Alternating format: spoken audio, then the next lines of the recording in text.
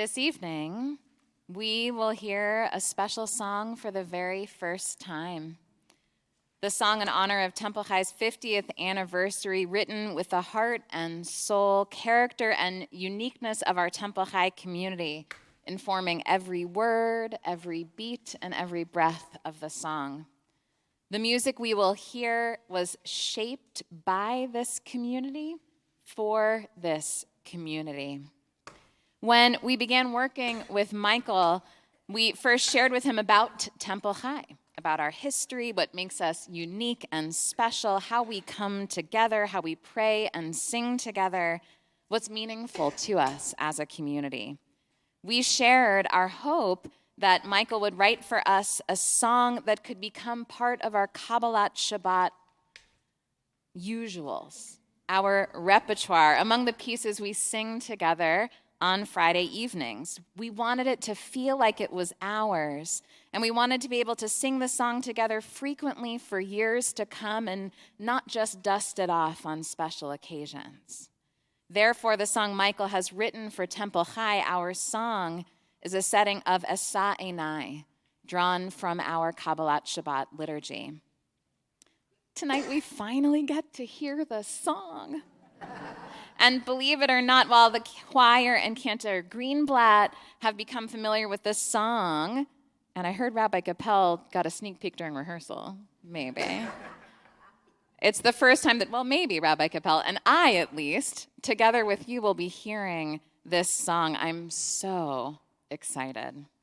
Tomorrow night at the Saturday evening concert, the song will be shared again a bit differently than tonight, and Michael will offer insight into the creative process and into the underlying liturgy that gives the song its depth. And then on Sunday morning, I hope you'll also join us for a deeper dive behind the scenes with a look into the entire creative journey. And just like we have a big group of folks a nice group of folks who study Pirkei Avot, the ethics of our ancestors, together we'll learn about the connections between Pirkei Avot and the English that's part of this song Sunday at 10 a.m., and there will be bagels. So now I get the treat of introducing Michael more fully. Michael Hunter Ochs is an award-winning songwriter and composer whose work bridges pop culture, Jewish communal life, and cross-cultural dialogue. His songs have been recorded by international artists, including Josh Groban and Helene Fisher, have earned Song of the Year honors from both the Gospel Music Association and the Nashville Songwriters Association International, and have appeared in films and television, including The Terminal, The Simpsons, and Downsizing. His work has sold more than 20 million copies worldwide. One of the most influential voices in contemporary Jewish music, Michael has served as composer in residence at Congregation Micah in Nashville since 2000 and East End Temple in New York City since 2017, and his compositions are sung weekly in synagogues around the world. And very special also, Michael is the co-founder of the Pursuit of Harmony, alongside Muslim-Palestinian singer-songwriter and peace activist Ala Al-Shaham. The initiative builds opportunities for dialogue and understanding between the Jewish American community and the Palestinian people through music and shared learning. For this work, Michael has traveled to the Middle East more than 25 times and performed in Israel, Ramallah, the U.S. Capitol, the Holocaust Foundation of San Francisco, and synagogues all over the United States. Well, I'm not going to talk anymore, but I will say, Michael, we are so thrilled to have you with us this evening. Welcome.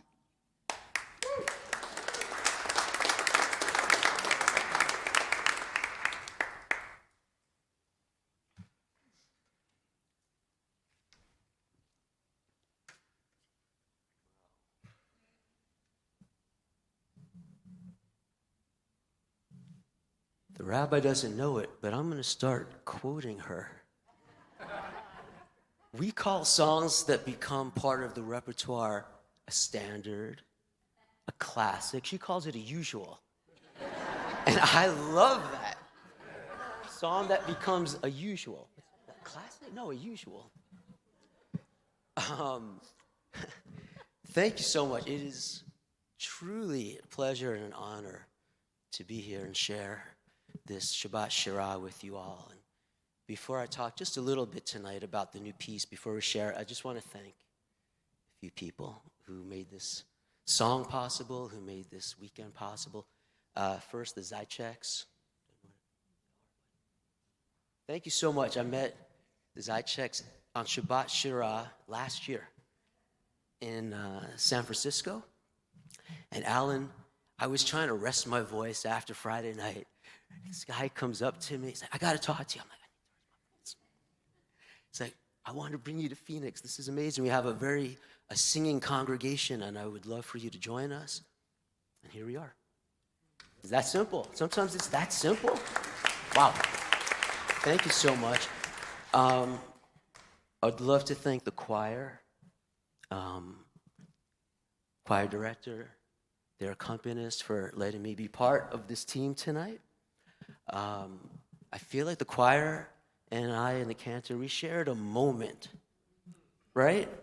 Last night, something happened. I hope it becomes a usual thing for you guys to put the music away once in a while, because your hearts are where the notes come from, not from the page. The rabbis and the cantor and I have been talking for almost a year, I guess, shortly after I met the Ochs. And here we are. It was a long road this year. And I almost choked up, to be honest with you, during Heal Us Now, because shortly after I met the Ochs, I had one or two more Shabbat weekends, and I went back to Nashville, and I was in a car accident and kind of broke my neck. And the way the cantor sang Heal Us Now tonight, usually I'm singing, Misha Beirach, and just to be part of the congregation and have that song over me really touched me. Your voice is really special. Your heart, your voice. So, Shabbat arrives each week, day of rest. But it's not because the world is finished, because it isn't. We don't come into Shabbat having resolved everything. We come to Shabbat carrying worries and fears, exhaustion, and unanswered questions.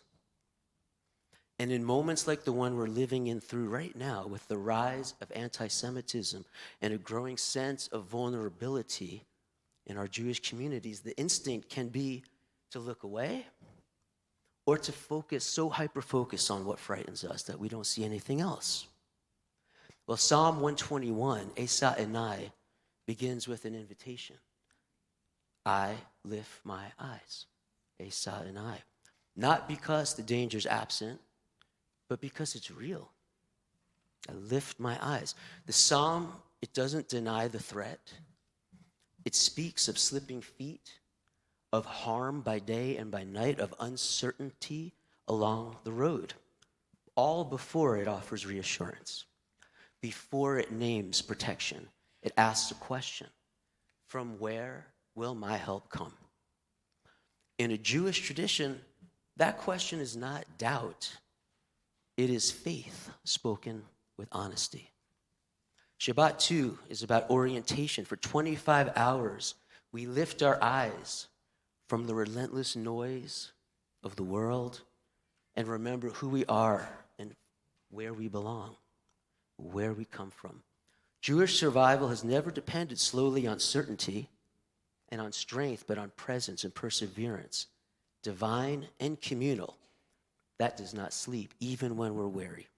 So tonight, lifting our eyes does not mean ignoring what's happening around us. It means refusing to let fear be the only thing we see. It means remembering that we are part of a people who have asked this question before and are still here, still singing, still blessing one another. So we're going to get to the song in just a minute, but I want to share a little bit about how the song came to be tonight. Tomorrow we'll add a little bit more to that equation, and Sunday we're going to do a deep dive, like a master songwriting class, and a dive into the liturgy. Before we sing, as I was writing this song, I received a wonderfully Jewish abundance of input. from Rabbi Siegel, Rabbi Koppel, and Cantor Greenblatt. I'm going to read you some of the input, and maybe you can guess from where it came. It should be Hazenut-ish, but modern. Traditional, but contemporary. Joyful and energetic, clapping, dancing movement would be appropriate, but also somber, but also uplifting. It should be urgent. It should speak to the majesty of Temple High's mountains. It should take us on a journey. It should sound kind of rockish, but still Jewish. You can sort that out later and see where it came from. So in the wake of October 7th, with the rise of anti-Semitism, this prayer feels especially urgent. A plea that the evil in this world not consume us, not cause us harm, and that the divine spark in our soul be protected. The psalm repeats God as guardian again and again. Rabbi. Almost as if to say, because we need to hear it again.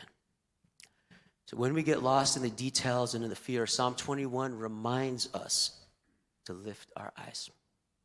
Lift our eyes to the horizon, to the bigger picture, where we're headed. Brings back the awe of being in the mountains, of feeling small, humbled, and part of something vast, something bigger than ourselves. It makes sense that revelation so often happens on the mountaintop. So tonight, this is not a song for you. It's a song with you. So please sing along. If you feel like clapping, clap. If you feel like moving, move. If you feel like dancing, dance. Let it be an open-hearted, defiant act of unity and of hope as we lift our eyes, as we lift our voices together.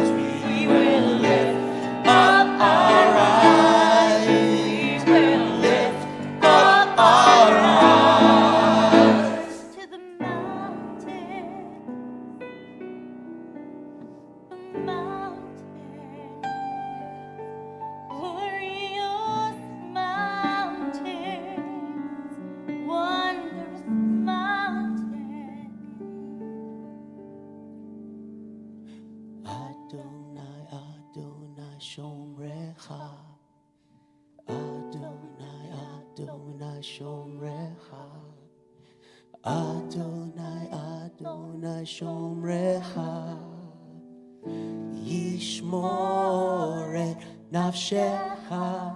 Adonai, Adonai, Shomrecha, Adonai, Adonai, Shomrecha, Adonai, Adonai, Shomrecha, Yish Adonai, Adonai.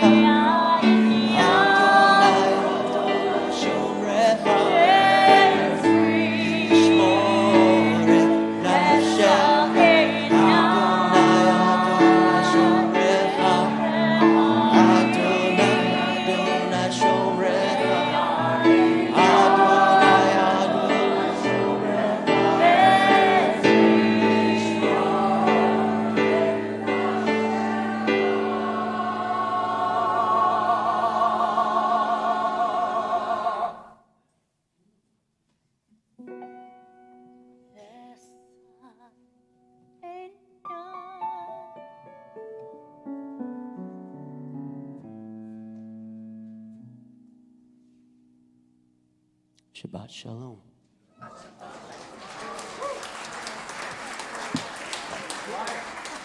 Wow.